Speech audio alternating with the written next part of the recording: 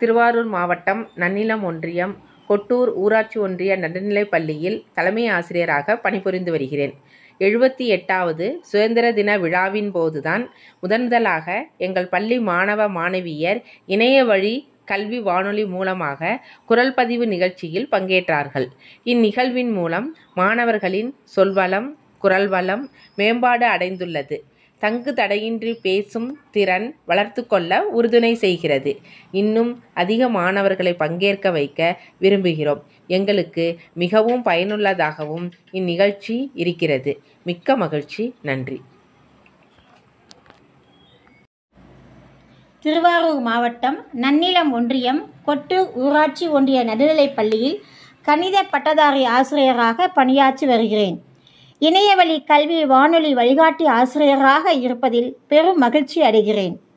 78வது சுதந்திர தின நிகழ்வின் போதுதான் முதன்முதலாக இணையவழி கல்வி வானொலி மூலம் எம் பள்ளி மாணவர்கள் குரல் பதிவு நிகழ்வில் பங்கேற்றனர்.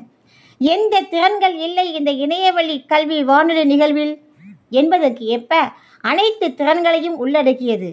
இன்னும் அதிக மாணவர்களை எல்லா திறன்களிலும் பங்கேற்க வைத்து மாணவர்கள் மனமகிழ, பெற்றோர் மகிழ, பள்ளி தலைமை ஆசிரியரும் மகிழ மாபெரும் பயனுடைய நிகழ்வு என்பதை கூறிக்கொள்வதில் பெருமிதம் அடைகிறேன்.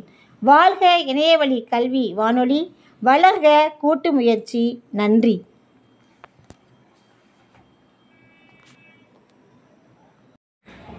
அனைவருக்கும் வணக்கம்.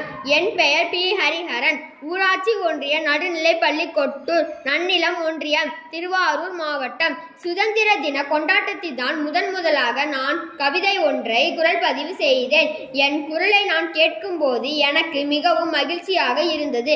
மேடையில் நின்று துணிவோடு பேச என்னால் முடியும் என்று தன்னம்பிக்கை வளர்ந்தது, பேச்சாற்றல் வளர்ந்தது.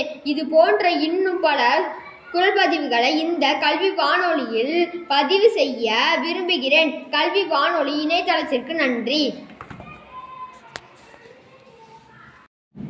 அனைவருக்கும் வணக்கம். என் பெயர் கனிஷ்கா. நான் 7ஆம் வகுப்பு படிக்கிறேன். ஊராட்சி ஒன்றிய நடுநிலைப் பள்ளி கொட்டூர், நன்னிலம் ஒன்றியம், திருவாரூர் மாவட்டம். நான் முதலாக சுதந்திர தின விழா கொண்டாட்டத்தில்தான் சுதந்திர தின பாடல் பாடி குரல் பதிவு செய்துள்ளேன். என்னாலும் பாட முடியுமா என்ற சந்தேகம் நீங்கியது. மனதிற்கு மிகவும் மகிழ்ச்சியாக இருந்தது. கல்வி வானொலி இணையதளத்திற்கு நன்றி.